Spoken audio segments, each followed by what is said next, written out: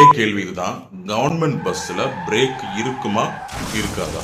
ஒரு தாத்தா ஆடு மேய்க்கிறாரு, அதை ரோட்டுக்கு அந்த சைடு கொண்டு போறதுக்காக துரத்துறாரு. ஆடுகளை பார்த்து ஒரு பிரைவேட் பஸ் பிரேக் போடுது. அதோட எதிரில் ஒரு காரு பிரேக் போடுது. அந்த காரோட பின்னாடி வந்த கவர்மெண்ட் பஸ் திடீர்னு இந்த கார் ஸ்டாப் ஆனனால டக்குன்னு ரைட்ல வண்டியை திருப்புறாரு. அப்படியே திருப்பி அந்த ஆடு மேய்ச்சிட்டு இருந்த அந்த தாத்தாவை நோக்கி பஸ் போகுது. ஆனா பிரேக் அடிக்கல. ஒரு செகண்ட்ல அவர் மேல மோதி ஒரு டயர் அவர் மேல ஏறி பஸ் அதுக்கப்புறம் தான் நிக்குது.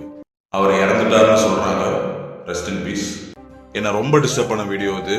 ஆனா கண்ணுக்கு தெரிஞ்சதெல்லாம் பிரேக் பிடிக்காம வந்த அந்த பஸ், ரோட்ல ஆடுகளை மேய்ச்சிட்டு இருந்த அந்த தாத்தா, பஸ் வர்றது கூட தெரியாம நின்று பேசிட்டு இருந்த அந்த தாத்தா, பஸ் வருதுன்னு அவர்கிட்ட சொல்லாம இருந்த அந்த ஸ்கூட்டில வந்த 2 பொண்ணுங்க, அந்த தாத்தா மேல பஸ் ஏறினதும் ஹெல்ப் பண்ண வந்த சில நல்ல மனிதர்கள்னு ஒரு 10 செகண்ட்ல கதி கலங்க வச்சிருச்சு. இதுக்கெல்லாம் யார் காரணம்?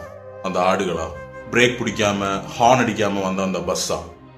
பஸ்ஸை கவனிக்காத அந்த தாத்தாவா? யாரா வேணா இருக்கலாம். பட் நம்ம கவனிக்க வேண்டியது நம்ம உயிர், நம்ம பொறுப்பு.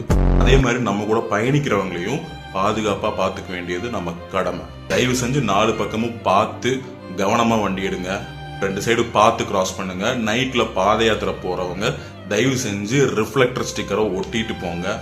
இதுல நிறைய பேர் அந்த தாத்தா மேல பஸ் ஏறின உடனே அங்கிருந்து டக்குன்னு வண்டி எடுத்துட்டு போனா அந்த 2 பொண்ணுங்களை பத்தி கொஞ்சம் தப்பா பேசினாங்க. பட் எனக்கு அப்படி தோணல. ஒரு ஆக்சிடென்ட கண்ணு முன்னாடி பார்த்த உடனே அந்த ஷாக்ல பயந்து போய் அவங்க அங்கிருந்து கிளம்பி இருக்கலாம். இது என்னோட பெர்ஸ்பெக்டிவ்.